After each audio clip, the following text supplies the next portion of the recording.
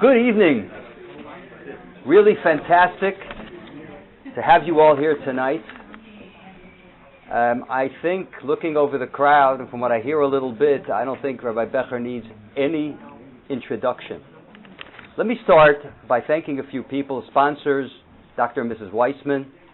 Thank you very much for your sponsorship, and Gedalia Mayaskowski, who's sponsoring tonight's event in the merit of a refuah shalema for Buza ben Sarah. May he have a refuah shalema. I also have to thank this gentleman over here, Rabbi Rosenthal, for a lot of work making this happen here tonight. He is amazing. And how about a round of applause for Rabbi Rosenthal? And also, okay, whenever there's any event around this area, there's one guy that's always going to jump ahead in order to help out, and that is Mr. Mark, otherwise known as Menachem Umansky. Always there to help out. Thank you very much, Menachem. Now, like I said, Rabbi Becher, I don't think he needs much of an introduction, but let me introduce him this way. 20 years ago, it was 20 years ago, just about 20 years ago, we had him in Rochester, New York, we called it a blockbuster Shabbaton. Rabbi Becher spoke, I believe it was 5 times that Shabbos. We definitely got our money's worth. Like, whoa! The Shabbos was a Shabbos, not from heaven, in heaven. It was a wonderful Shabbos. Every drasha that the rabbi gave was better than the next. After one of the drashas, one of the ladies was so blown away, she raised her hand, the question and answer, and she says, Rabbi, you have to write a book.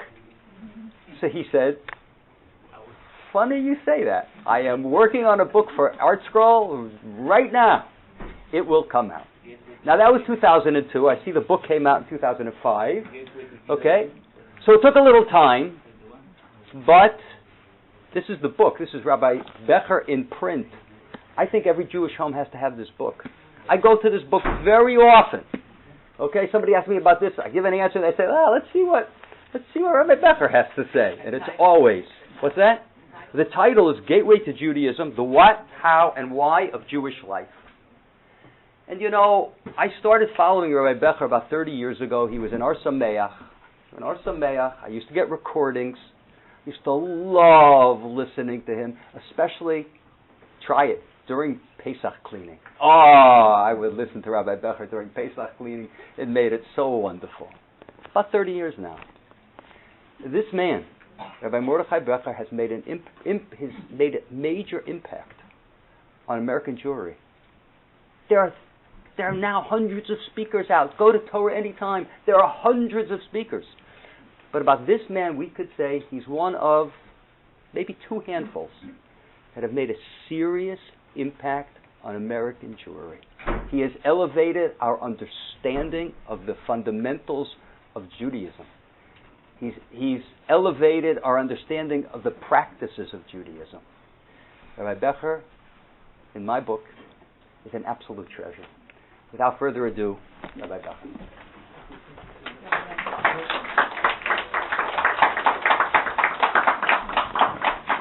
Okay, thank you for that introduction. I can actually hardly wait to hear myself speak now. Excuse me, Rabbi. If I could just ask everyone to turn off their cell phones. Yes, please. Out of respect for those who are sleeping, please put your phones on silent. Thank you.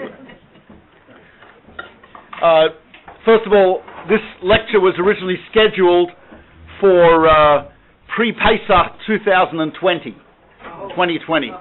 And unfortunately, COVID interrupted briefly. So it is a great pleasure to be here.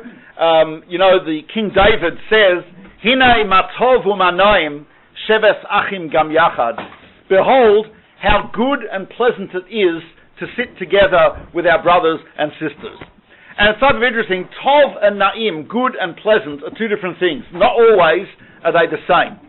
There are things which are good for you, but not incredibly pleasant. Quinoa comes to mind. There are things which are very pleasant, but not very good for you. Cream cake. Right? But being together with our brothers and sisters, that is both tov and na'im. It's good for you, and it's very pleasant. And so it is really pleasant and good for me to be here with you. And it's even interesting, the Shulchan Aruch, the Code of Jewish Law, in the context of a person who's come back from a trip, and it's a man who's come back from a trip at a time where you're normally not allowed to shave. So he was on a trip and he couldn't shave, so is he allowed to shave now? So the Code of Jewish Law says, yeah, as long as the trip was for a dvar mitzvah, that means the trip was something of a mitzvah. And one of the examples, Rabbi Moshe Isserles, the great author, one of the co-author of the Code of Jewish Law, he says one of the examples of that is kagon lirois pnei chaveiro, to see the face of your friend. To see the face of a friend, I don't know which one of the 613 commandments that is, but love your neighbour as yourself, but to see the face of a friend is truly a wonderful thing, and it's great to see people who I know here and who are friends, and it's just great. Thank you. Now, the Haggadah of Pesach. The Haggadah is one of our most ancient books. It is the most widespread observed ritual amongst Jews, even very assimilated Jews. Everyone reads the Haggadah. There are so many editions of the Haggadah going back. We have an edition of the Haggadah in the Cairo Gniza, which is over 1,000 years old. We have the very famous Sarajevo Haggadah from the 15th century in Spain, with gold paint on it, just elaborate, beautiful. There's all types of Haggadah. There's handwritten. There's a hand stenciled Haggadah made by the Jews in the Jewish brigade during the Second World War, who were fighting with the British Army stationed in Egypt, and they wrote their own Haggadah. And they stenciled it off. And remember a stencil, like, the rolling off thing. Okay, right. No one knows one. Okay, some of the younger people have no idea. They think I'm insane. Okay, anyway. So, and there's all types of amazing Haggadahs. I have a Haggadah at home from my father. It says made in Palestine. It's printed in Tel Aviv in 1930s. It's Palestinian Haggadah, unusual, right? And but there's a whole range of Haggadahs. And people read it every year, and of course the most widely, the Haggadah with the greatest distribution, most printing, of course, is the Maxwell House Haggadah, right? So the Haggadah is patterned on a number of verses in a few places in the Torah, and also on some verses in the book of Joshua, Yehoshua, the first book of the Nach, the Nevi'im, the prophets, and the writings. It's modeled on that. So listen carefully. I'm going to read some of the verses that we actually will be reading just a few weeks from now on Seder night, hopefully in Jerusalem. But it says the following: Vayomer Yoshua el kol ha'am, and Joshua said to the entire people, Ka amar Hashem Elokei Yisrael. This is what God of Israel has said. And now you'll find some of these verses very familiar. Be'ever hanahar yashvu avoseichem me'olam. Across the other side of the river, your ancestors lived from time immemorial. Ever hanahar, right? Remember this? Terach avi Avraham va'avi Nachor. Terach, the father of Avraham and Nachor. And we start, of course, as the Talmud says, we start with Genai. We start with the embarrassing parts of our history. Jewish history is unique in that when we recount the history of the Jewish people, it's not all roses. The history is warts and all. It's not, right? There's some unpleasant stuff. It's a sign of authenticity. So it says this: Vayavdu Elohim acherim. Our ancestors worshipped foreign gods, worshipped idols. Very famous. We talk about this in Haggadah. Va'ekach es avichem es Avraham me'ever hanah. I took your father Abraham from the other side of the river. I took him into the land of Canaan, Israel. Va'arbe zaro, I gave him many children. Va'eten lo es Yitzchak, and I also gave him Yitzchak. Va'eten lo Yitzchak es Yaakov es Esav, I gave Yitzchak two sons, Yaakov and Esav. Ve'eten le'Esav es har seir l'reslo, so I gave Esav Mount Seir as an immediate inheritance.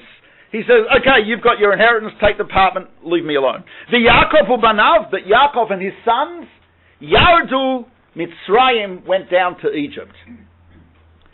Those are the verses from Joshua which are quoted in the Haggadah. Listen to the next verse. Va'eshlach es Moshe ves Aaron, and I sent Moshe and Aaron. Va'egof es Mitzrayim, and I smote the Egyptians. Kasher asisi bekirba va'achar hatzeisi eschem, and I did all these things in the midst of Egypt, and then I took the Jews out. That verse is not in the Haggadah. We stopped short, the authors of the Haggadah stopped short of that verse. Va'eshlach, I sent Moshe and Aaron. No, not mentioned. The only place that Moses, is mentioned in the entire Haggadah is an aside. It's an etc. It goes like this. Rabbi Yossi HaGalili is trying to prove how many miracles happened at the Red Sea.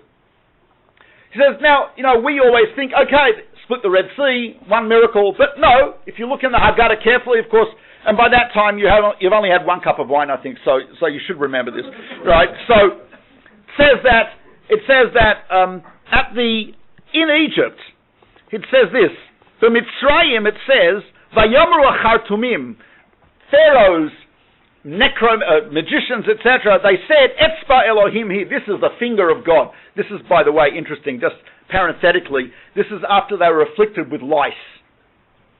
Why were they convinced at this point this must be from God?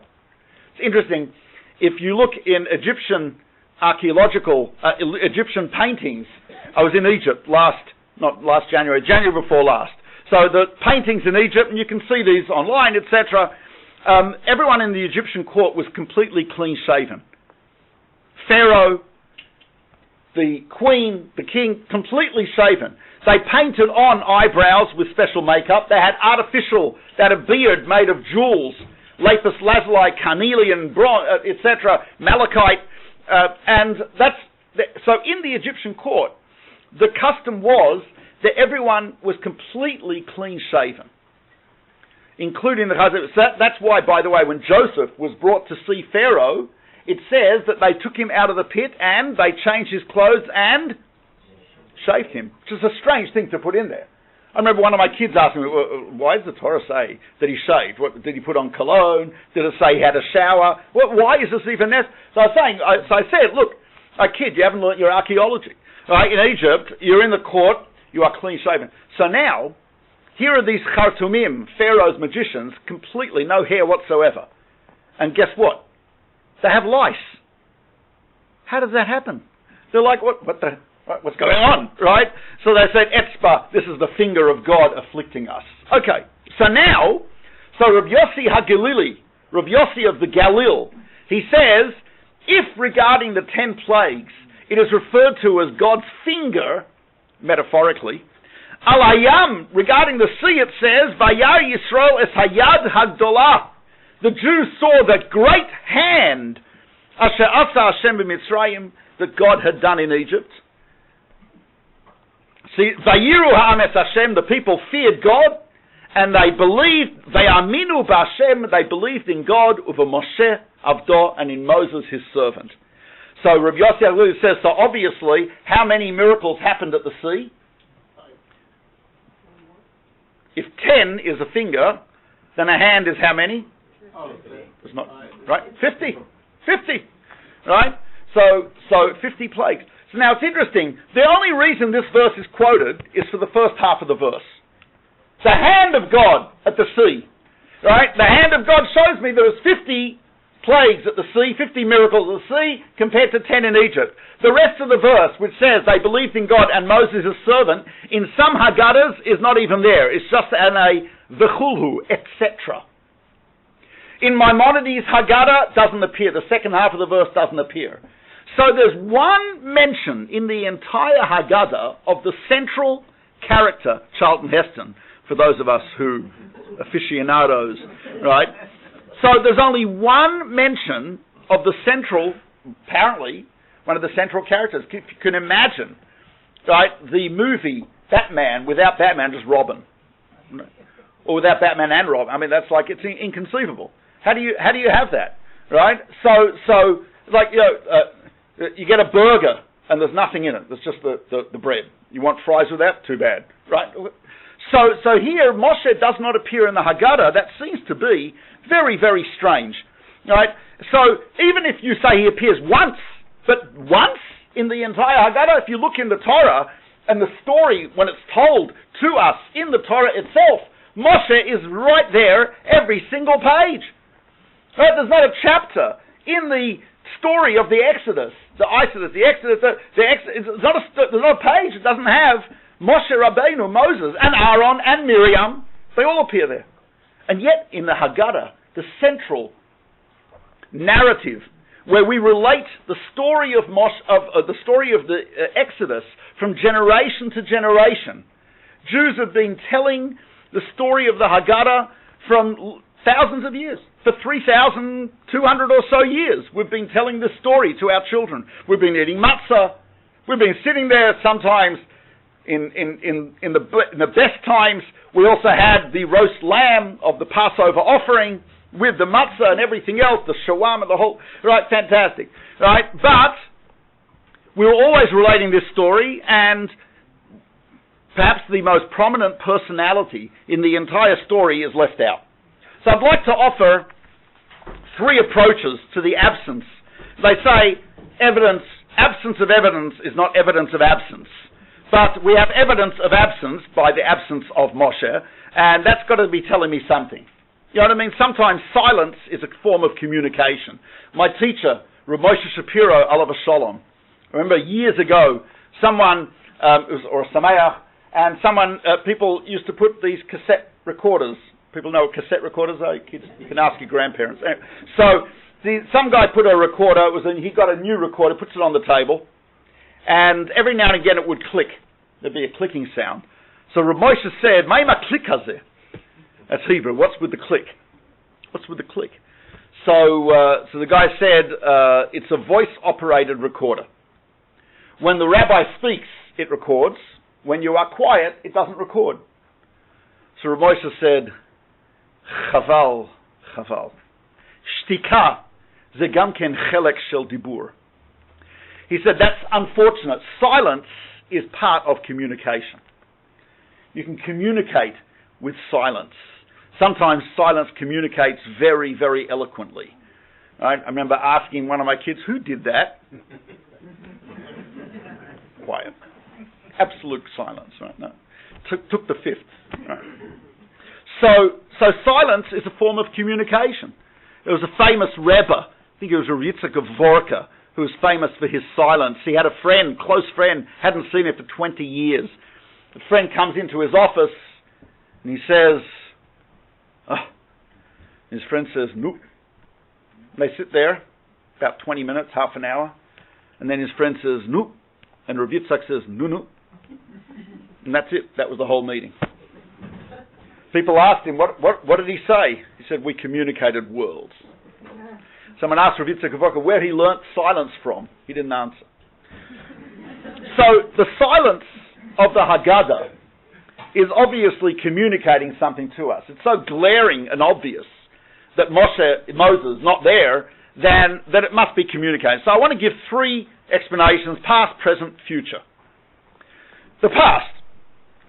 Let's begin. You know, it's interesting, by the way, also, if you contrast Hanukkah and Purim, right, we just had Purim. We just said Alanissim, right, Alanissim, right, special insert in Shemona Esrei, the silent prayer and benching. What do we say? Bimei, in the days of Mordechai the Esther, Shushan Abira. On Hanukkah, we said Bimei Matisyahu Ubanav, Chashmonai Ubanav, in the days of Matisyahu the Chashmonai Ubanav. Purim, Pesach, not mentioning Moshe in the whole Haggadah. So what's going on? So I think the first answer is the following. And we find a couple of other absences of Moshe. Not really an absence, but Moshe's, when he dies, at the very end of the Torah, we are told, and his yortzeit was the 7th of Adar, less than a couple of weeks ago, and it says he was buried on Har Nevo. He was buried on the other side, Mul Beis Peor, but Geifers of Bnei Begay Be'eretz Moav. He was buried in the valley in the land of Moab, opposite Beit Peor. V'lo yada ish es kvuraso ad hayom hazeh. No one knows where the grave of Moses is until this day. That means when the Torah writes until this day, it means any day you read it, this will be true. So today, no one knows the grave, the burial place of Moshe. You don't have thousands of people going to the burial place of Moshe on Rosh Hashanah. No one knows where he is. I go to Uman in Ukraine. Right? No one goes to Moshe, because we don't know where Moshe is buried. People pray at the tomb of Abraham, Yitzhak, Yaakov, Sarah, Rivka, and Leah, and also we go to Beit Lechem to daven, to pray at the tomb of Rachel. But Moshe, we have no idea. Yes, there is a place in which is called in the Midbar Yehuda, the Judean desert, which is called Jebel Musa, the Mount of Moses, in Arabic, Jebel Musa. But that's not where he's buried. Right? That's it. No evidence. So we don't know where he's buried. The Torah says we don't know where he's buried. So what's going on here? So let me give you two other silences, two other absences. First of all, in the Parsha, the Torah portion of the various portions we read every week, from the time Moshe is born until he passes away, there's only one Parsha where he's not mentioned at all. No mention.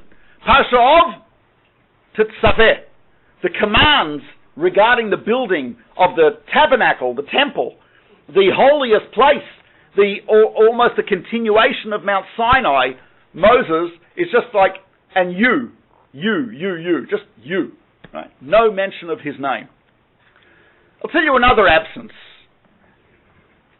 When King Solomon, Shlomo HaMelech, builds the temple, the first temple built by Shlomo HaMelech, King Solomon, in Jerusalem. So, unbelievable place. What do you do in the temple? Anyone? Korbanos, the sacrifices, the offerings, the whole temple service. King Solomon stands in front of the entire community of Israel. This is in the book of Kings 1, chapter 8. And there, he gives a speech. He stood before the altar of the Lord in the presence of the entire congregation of Israel and spread out his hands towards heaven, and he gives the inauguration speech of the Beis Hamikdash, the temple. And it goes on for a long time. It's a long speech. I mean, fair enough, right? So it's a long speech. And in the entire speech, not once does he mention offerings, the sacrifices. It's shocking. You read through this, it's the inauguration. It's like, you imagine you're inaugurating a shul building, and the rabbi gets up and speaks, doesn't mention prayer, doesn't mention the reading of the Torah, doesn't mention learning Torah. He says, we have a fantastic kiddush room, right? We have these amazing ovens, we have a rotisserie built in, we have refrigerator. I mean, okay, I would actually probably go to a shul like that, but most people would be expecting to hear something about prayer, something about, right? What? Doesn't mention it. It's an absence. The silence is glaring. He talks about prayer. He talks about connecting to God, and he starts his speech by saying something very interesting. He says this. He says, the heavens and the heavens of heavens cannot contain God. How much more so can this house certainly not contain God? So at the outset of his discussion, his speech inaugurating the temple, the Beis Hamikdash, King Solomon leaves out the sacrifices, talks about prayer and repentance, and starts by saying, don't even think that God's here. The heavens, the incredible 14 billion light year expanse of the heavens approximately, right, that cannot contain God. That's within God. You think he can be contained in the temple? Of course not. So what's King Solomon, what's he emphasizing here? So here, we have to talk about someone who lived in Cairo most of his life, Maimonides, your Maimonides, our Maimonides, the Rambam. So the Rambam writes about this in his book, the Mishnah Torah, and also in Guide for the Perplexed. And the Rambam, unusually, when he writes his laws in Mishneh Torah, his 14-volume compendium of all of Jewish law, everything you need to know as a Jew, from beginning to end.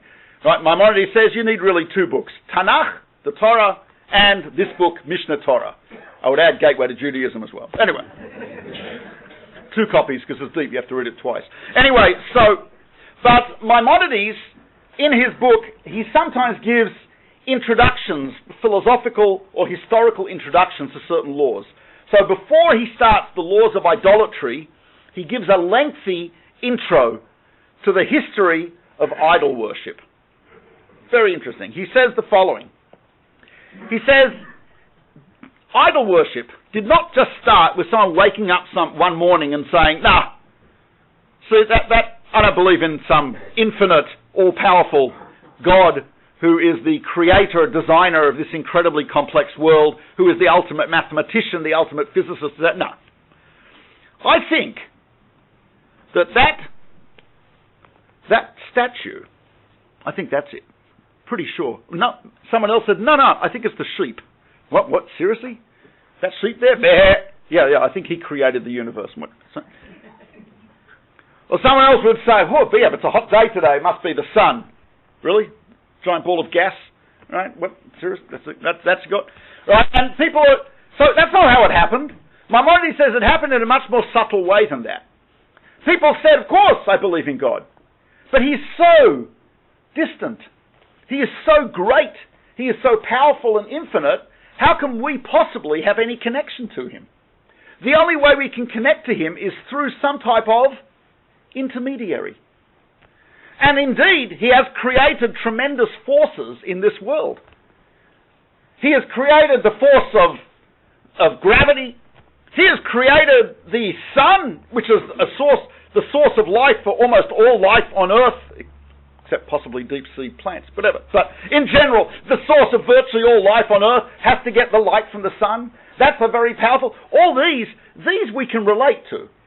So they saw these things, these powerful features of nature, of creation, and they said these are intermediaries by which we can approach God. I have an acquaintance who lives in India. I have a few friends in India. So one of my friends there, his name is Bharat Jumjumwala, who lives in the footsteps of the Tibetan, right near the Himalayas. He's an economist, but he's also a Hindu. He came to visit New York. I took him to Yeshiva University, walked him around the base medrash. He was blown away. He said, "What?" He said, "Unbelievable. There's young people here studying ancient texts." He says, "In India, the only people who study our ancient texts are academics. Right? Not even Indian necessarily." But he says, "What?" He says, "We could just..." Unbelievable. He was blown away. Wow, fantastic. But anyway, we were talking about monotheism. He said, He said he's a Hindu. He says, we believe in an ultimate supreme creator. We believe in an ultimate supreme God. But he's just too far for us to relate to. So we have millions of other gods to whom we can relate to. Right? Which are closer to us. We can have images of them, etc. And that indeed, Maimonides says, that's how idolatry started. It didn't start with a just boom like that, denial of God, and then take a piece of wood and say, yep, you're it, mate. Right? No, this is not what happened. Right? Rather, he says there was an evolution of idolatry, and then eventually people forgot that they were using these intermediaries to connect to God. And because they forgot they were using these intermediaries, they started seeing these things as replacements. They eventually forgot what they were replacing, and they started worshipping the intermediaries. And then you had an entire culture based on the worship of the sun, Egypt, Ra, the sun god. Right? Potipharah, father-in-law of Joseph. Potipharah means the chosen of the house of Ra, the sun god. That's why he lives in a place called On. On is translated in the Septuagint as Heliopolis, which means city of the sun. Where would you expect the mouthpiece of Ra, the sun god, to be living? City of the sun, Heliopolis, Ionu. Right? So they worshipped the sun, and there were other people like Abraham. When Abraham had the strangers who he thought were just were wandering traders, before they come into his tent, what does he have them do? Wash their feet. Why? They worship the power of the desert. I don't know if anyone has ever seen a sandstorm in the desert. It's a terrifying, awe-inspiring event. The desert itself, the Sahara, incredible. Right, you've probably seen the Sahara, right? Right, it's an incredible thing. It's awe-inspiring. They didn't worship sand, but they said the power of the desert. There's some God. There must be some spiritual power behind that. Look at that. So he said, no, I want you to wash off the sand. No memory of idolatry. So that's how idolatry starts. Idolatry starts with a slight deviation from a direct connection to the Creator. Nowadays, there's still idolatry, but the most widespread, one of the largest religion in the world is Christianity. People often ask, what is the fundamental difference between Judaism and Christianity? People say, Messiah's here, not here, whatever. I don't know if that's the major difference. Nachmanides says one of the major differences is the direct connection to God. We as Jews, refuse to accept any intermediary. Son, mother, mother-in-law, nothing, right? It's just direct. It says in Ashrei, famous psalm, Karov Hashem, L'chol Karav, God is close to everyone who calls to Him. L'chol Asher Yikra'uhu Be'emest, anyone, Jew, non-Jew, anyone, old, young, anyone who calls to God in truth, God is close to them. We don't need anything, no intermediaries. Right? And that is so fundamental. Maimonides included that as the fifth principle in his 13 principles of faith. As he says, only God may be worshipped. Only He commands absolute obedience. In fact, right, when we go, and some people do this, and it's an ancient custom, goes back to biblical times, we go to the graves of a righteous person to pray. The Chafetz Chaim, Rabbi Yisrael Meir Kagan, in his Mishnah Brura, he writes, when you go, why do we pray at a grave? He says, God forbid that you should direct your prayers to the deceased. Your prayers are directed towards only God. So why do you go there? He says, it's a holy place. Holy people are buried there, so it has a holiness to the place. It's inspiring. And we also invoke their merits. We say yes in the merit of this ancestor and so on and so forth. That's fine. But we're not, God forbid, praying to the deceased. And and for that reason, there are people who just avoid going to cemeteries unless they have to for a funeral, etc. They just don't do that. Right? And I understand that. We have to be really careful about that. Maimonides goes on to say, all things other than God are bound by the laws of nature that God created. They have no independent existence. They have no independent will or power. Their existence and power are derived completely from God. Our thoughts, prayers, intentions should be focused directly and only towards God Himself. This is the idea behind the prohibition of idolatry, which is the theme of the majority of the Torah. Maimonides says that the majority of the Torah is about creating a connection, direct connection with God, and avoiding idolatry. It's quite a heavy statement to make. The bulk of the Torah is about that, but it makes a lot of sense. We understand, and by the way, we say in our prayers, right, when we take out the Torah, we say Brich Shmei, which is a section of the Zohar, ancient mystical text, Rishon Vayochai. We say, Lo albar elahin samichna. I do not rely on angels. Don't rely on angels. Ela ve'elakadish Shmaya, only in God of heaven. Only in God of heaven. We don't rely on anything else except for God. Right, there was an old... Please, if anyone speaks Russian here, please forgive me. But there was an old protest song they used to sing in Russia during the Soviet era. Krome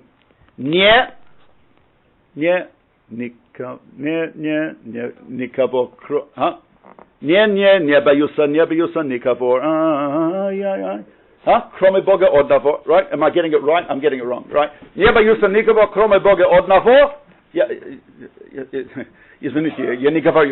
Right. So anyway, but which means I fear no one except for God, the only one. Used to drive the KGB crazy when Jews would sing that at protests. when Jews would sing that, right? What do you mean you don't fear? You don't fear the might of the Soviet Union? You don't fear this?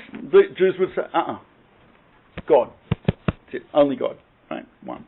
So that's our attitude. And that is, we find, in terms of prayer, in terms of our attitudes, so many of our halachot, so many laws of the Torah are designed to turn us towards God and away from idolatry. When we say brachot all the time, right? And one of the reasons for that is exactly this idea. So that's the Ramchal, Rav Moshe Chaim Luzzatto explains, why is idolatry so bad? Why is it so bad? And what's so central? He says the reason is very simple. Not simple, but it's not complicated. Which is that God's, as far as we can tell from the Torah, God's purpose, since God is infinite, since God is all-powerful, since God is self-contained and independent, He doesn't need anything. Which means anything He does or did is only for the sake of the other. So God created in order to give. What is the great... Now, since God is perfect, He's going to give the perfect gift. Right? It's not going to go to Google and look for a gift for someone turning 40, and first thing there, which is cheap, you got, right? No. Right? So what does He do? The most perfect gift is God Himself. But of course, making us God is not possible. So what is the most perfect gift available to the created being? Is a relationship with God. A relationship with the Creator. A closeness. When we talk about closeness, we don't mean how many meters or centimeters away you are. In a spiritual sense, closeness means how similar you are. How much of a relationship you have. And the greater, and the whole purpose of the whole of creation was to create a world in which the human being could become close to God by becoming God-like. That's why we have problems and struggles and free will. Because you're not God-like if you are created perfect. God was not created. God is. God is self-contained. The only way you can be like God is if the goodness that you do comes from within. The only way it can come from within if there is free will. The only way you can have free will is if you have an environment in which there is opposition, there's struggle, there's problems. And so He created this entire world. It's created for one reason, an environment for free will. And why do we need an environment for free will? Because the ultimate purpose of all of creation and of everything, of every single human who ever lived, every single piece of material on this planet, every single molecule, for one purpose, relationship with God. So you understand now that idolatry is the antithesis of the entire purpose of creation. Because instead of having a direct relationship with the Creator, becoming similar to the Creator, what are we doing? What is the idolater doing? They're having a substitute.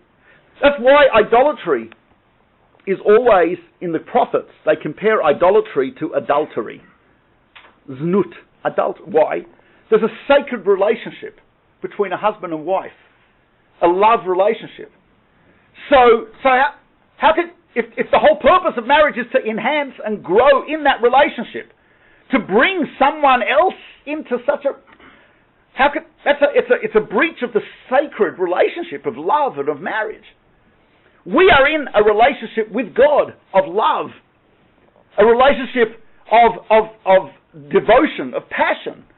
Bringing anything in between is absolutely anathema and absolutely contrary to the entire purpose of creation. And now Egypt and the Exodus from Egypt, that was the creation of the Jewish people. That's when we were being created. Rabbi Samson Raphael Hirsch points out that that's the calendar. The calendar physical creation of the Jews, Exodus. Spiritual creation, 7 weeks later with the giving of the Torah. Spiritual, physical preservation of the Jews, symbolized by Sukkot. Divine providence, the booths in the desert, the clouds. Spiritual preservation of the Jewish people, Shmini Atzeret. God and the Jews, the reading of the Torah, learning of the Torah, keeping of the Torah. So if Egypt is the creation of the Jewish people, and the Jewish people are supposed to be the vanguard, tier 1, special forces in relationship with God, to bring ourselves and the entire world into that relationship, if at the very beginning of that relationship, we can't have anything that will distract or deviate from that direct relationship with God, even Moses, even Moshe. And that's why Moshe doesn't get a mention just as an incidental mention, etc. Because the Haggadah is the creation, is a reliving of the creation of us as a people, a reliving of our initial creation, our marriage, if you like, to God. And there can be nothing else involved. And if you would ask Moshe Rabbeinu himself, you'd ask, do you want to be in the Haggadah? He probably would have said, absolutely not. It's the Jews and God. And that's why we don't know where his grave is. Because his grave would be where the greatest danger is of deification. Enough. There's already danger of deification with other righteous people. Unfortunately, some people sometimes cross the line there. Very problematic. But if Moshe's grave was known, can you imagine? Can you imagine how terrible that would be? His whole life was spent in bringing the Jews into a relationship with God. If his grave was known, if he's mentioned in the Haggadah, if he becomes the focus and not God, that runs contrary to his entire purpose and being. That's not what Moshe Rabbeinu would have wanted. So he's not in the Haggadah. And that's why, by the way, the Meshech Chochmah of Meir Simcha Gvint says that's why Moses broke the tablets. He comes down the mountain. Why did the Jews worship the golden calf? It says very simply, why do they worship the golden calf? Because they said Moses is late in coming down the mountain. Right? Moses is late in coming down the mountain. So that means, Moses now comes down and he says, you think that you need me to communicate with God? To the extent that you've now built a golden calf as your intermediary? He says, you know what? If I give the Jews the tablets right now, what will they do with the tablets? Exactly. The tablets will become the replacement for the golden calf, the replacement for Moses, and they'll be worshipped. He says, I prefer to break the tablets that God gave me than to give them to the Jews who will now use them as a barrier between them and God. Do you understand what he's saying here? He's saying that's why the breaking of the tablets. And it's interesting, that's maybe also why Shlomo HaMelech, King Solomon, doesn't want to talk. He starts off, when he builds the temple, saying, don't think, folks, that God is here and not anywhere else. The temple can't contain God. He is infinite. He contains the universe. Not the universe in here. Hu mekomo shel olam, ein ha'olam mekomo. He is the place of the world. The world is not his place. And that's what he starts off, because he knows there's a risk. The Jews were living in a time when there was idolatry, was rampant all over the world. So he's building a temple now. What's the risk of the temple? The Jews will come there and think it's some magical stones, magical offerings, right? And instead of building a relationship with God, they're going to build a relationship with some stones. Instead of building a relationship with the Creator, they're going to build a relationship with the altar, with the Mizbeach. So he doesn't want that to happen. So what does King Solomon emphasize as he creates the temple? When he builds the temple, he emphasizes prayer. Direct relationship with God. Teshuvah, repentance, imitation of God, seeking out God. That's what he emphasizes.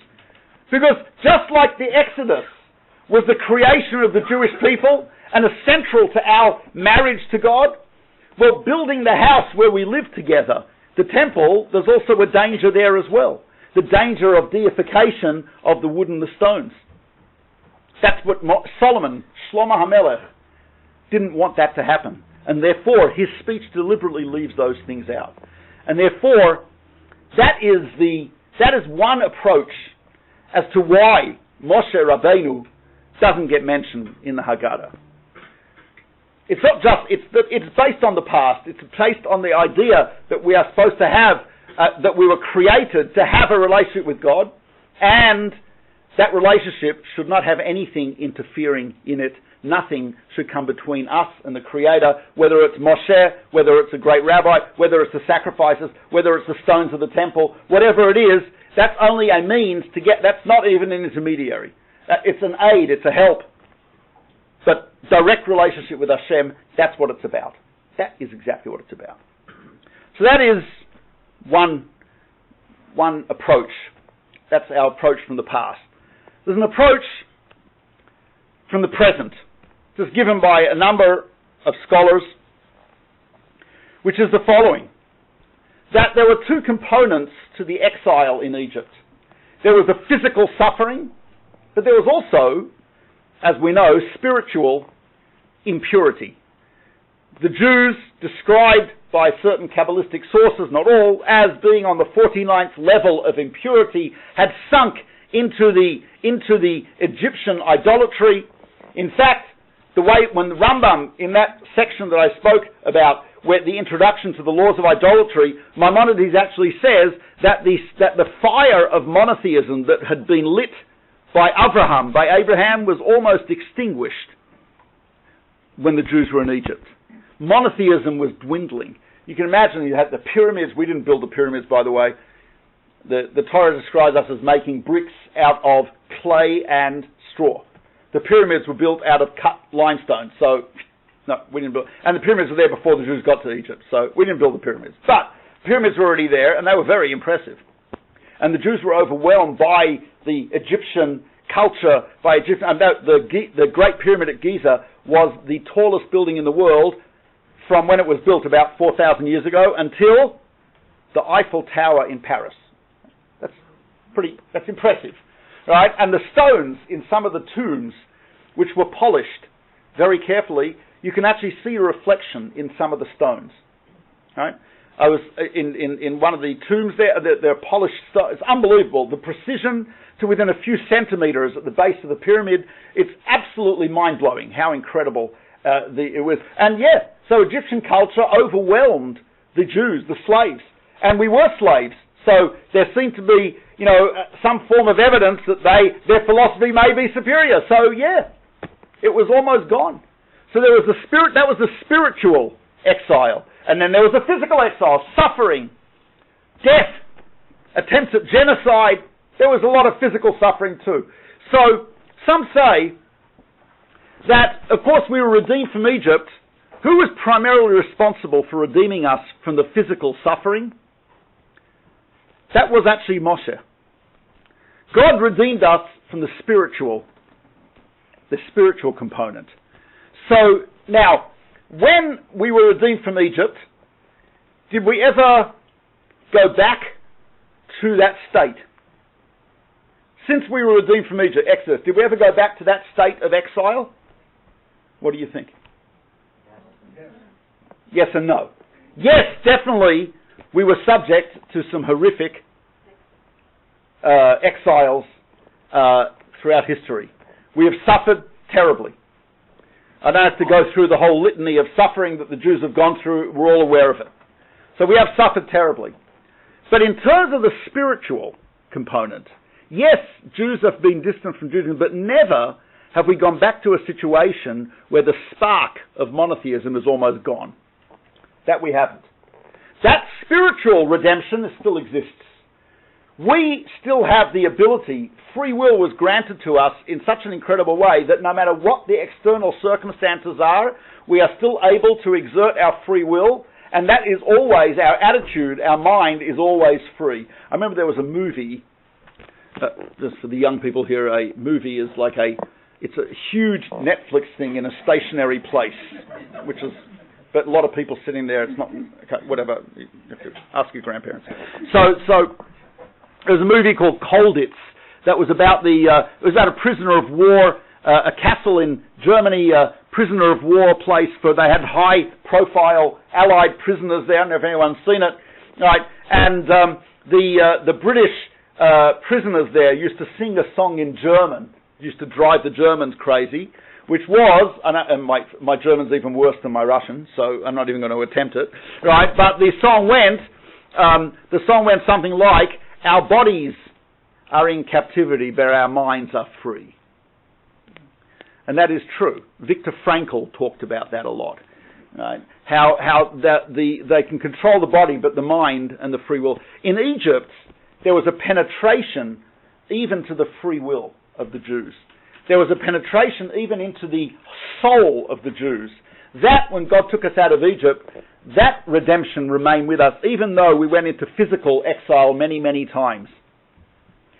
So therefore, some say, since Moses was responsible for the physical redemption, and the physical redemption in times of exile, we don't have. But we still have the spiritual redemption, and that came straight from God. lo al yedei malach, lo al yedei seraf. God redeemed us spiritually. And that would be, some say, that's why the Haggadah doesn't have Moshe, because of our present situation. We are in an exile in which we don't benefit from Moses' part in redemption, which was redemption from the physical exile, because we still, to a great degree, are in physical exile, but we still benefit from the redemption that God gave to us. And the final answer, to me, is what I think the most beautiful, which is an answer for the future. And let me give you another absence before I go on to that answer. I want to read to you also from the Torah, beginning of the book of Exodus. The book of Exodus is called Shmois. What does the word Shmois mean? Shmot? Names. Okay, this is from the beginning. First chapter. And the king of Egypt said to the Jewish midwives, the name of one was Shifra, the name of the second one was Pua. If you look in the great commentary Rashi, he says Shifra and Pua were not names. They were not their names. Shifra means the one who improved and healed the child. Pua means the one who made beautiful sounds to the child to calm them down. So we don't know then who were Shifra and Pua. Miriam Yocheved. The name's not mentioned. They go by AKA. Shifra and Pua. Okay. And then it says the following. And then next chapter, listen to this carefully. Vayelech ish mi beis Levi, and a man from the house of Levi went. Vayikach es bas Levi, and he married the daughter of Levi. Who are these people? Doesn't say. And the woman became pregnant, and she gave birth to a son. No name. She saw he was good, they hid him. They couldn't hide him any longer, they put him in a basket in the Nile, and it says, and his sister, Vatetzav Achoisa, his sister stood to watch what would happen. Names? A man from the house of Levi marries a woman of Levi, right? They have a son, no one's named, right? His sister, no name. And it says then, so who comes down to the river? Vatered Bat Paro. Pharaoh's daughter comes out, no name. You have to go to all the way to the end, the furthest reaches of Tanakh. Right, you have to be a seminary girl in Judea and Samaria somewhere, right, learning the Divrei Hayomim, Chronicles, right? No one in Yeshiva even knows that it exists. Get to study it. Right, you have to get to Chronicles to know that the name was Bitya, right?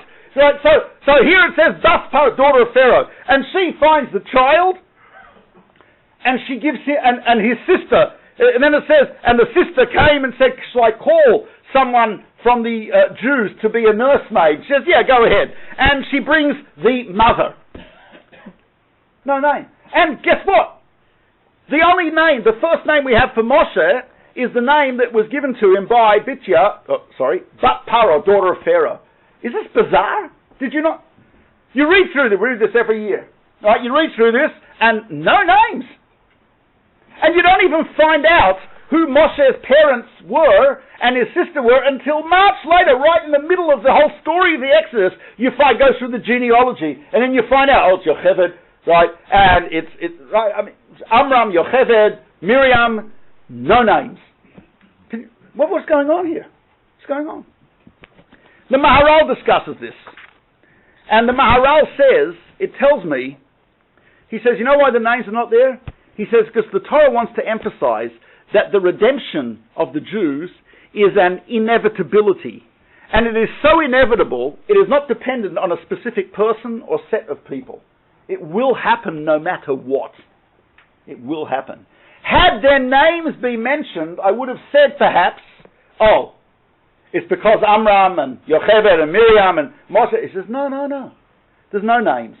These people are pieces on the chessboard that God is manipulating, that Hashem is manipulating to redeem the Jewish people. Because the state of exile of the Jews, the Maharal says in the beginning of his book, Netzach Yisrael, which is his book about exile and redemption, he says exile, like all unnatural states, will revert back to its natural state. It will. What's unnatural about exile? Three things. He says a nation should be in its country, in its land, in its native land. Jews are scattered all over the world. That's unnatural.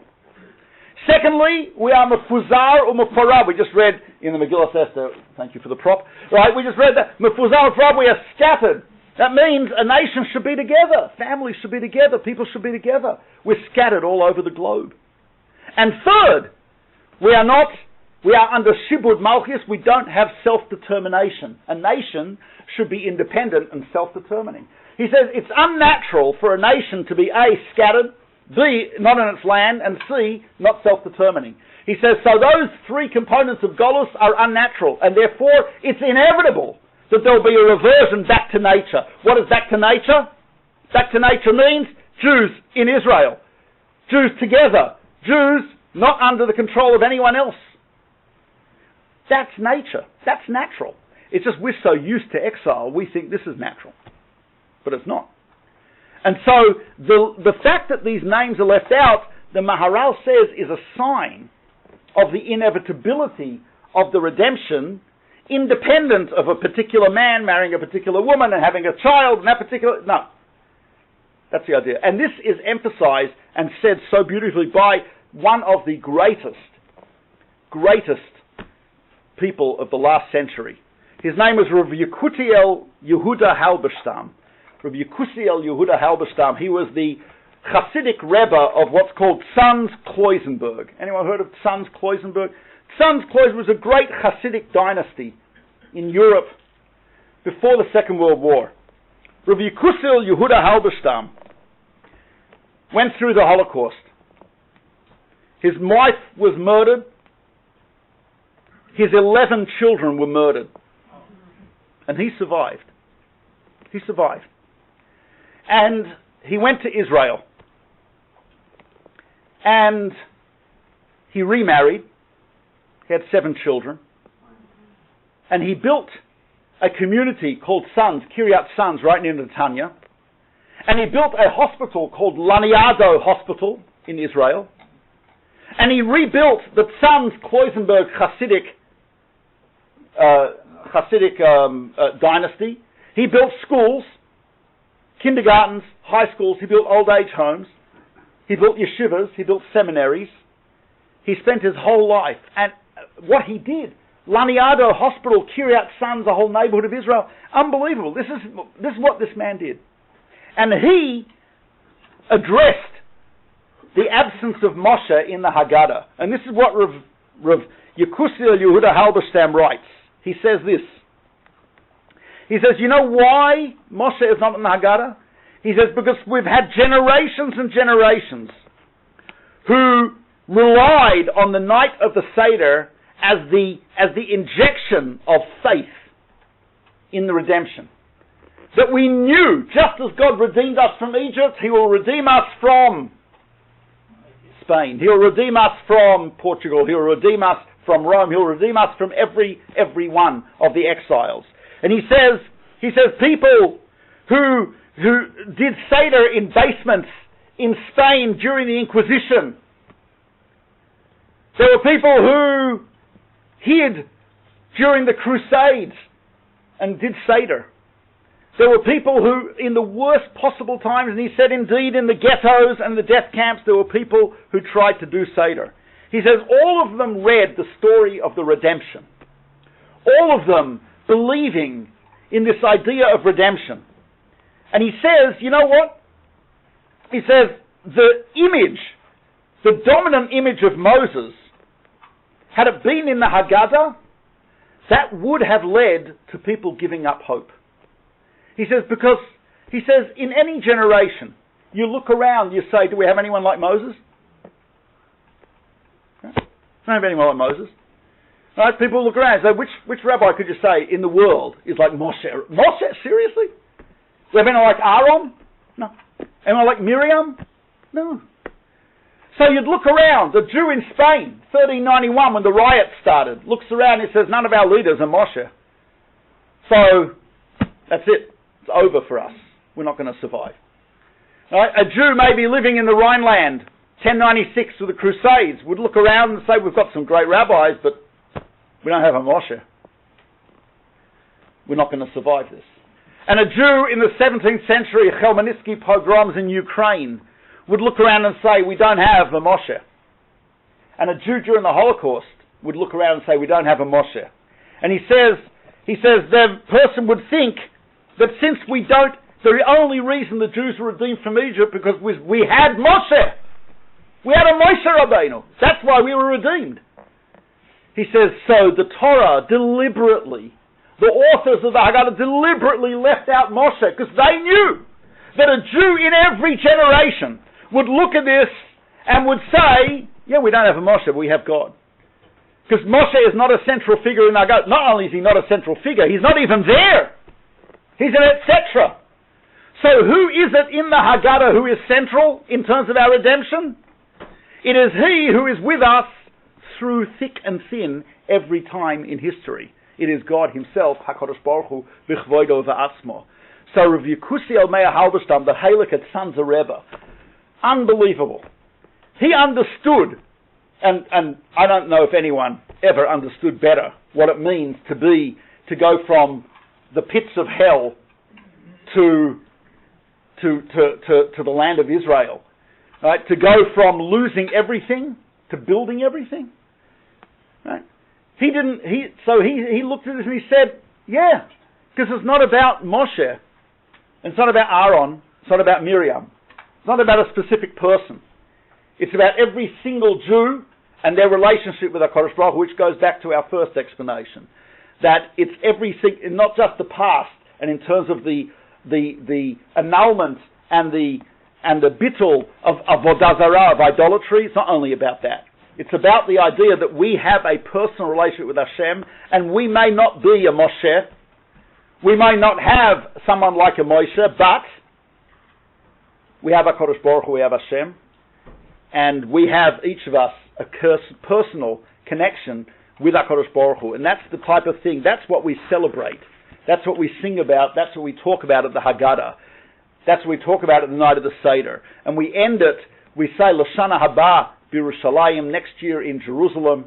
And Be'ezer Hashem, yes, we have some amazing rabbis here. No, fantastic, right, great. I love Rabbi Leiter, Rabbi Rosenthal. Fantastic, but all due respect, they're not Moshe Rabbeinu. They're not Moshe. But that's not the point. Yes, we don't have Moshe Rabbeinu, but we have HaKadosh Baruch Hu, we have Hashem, and that's what the Haggadah emphasizes. That's what Judaism emphasizes. That, the Rambam says, is what's central to Judaism. When we have that, we can be assured that as Hashem redeemed us from Egypt, He will redeem us in the future, and L'shana haba b'Yerushalayim habnuya, next year in the rebuilt city of Jerusalem.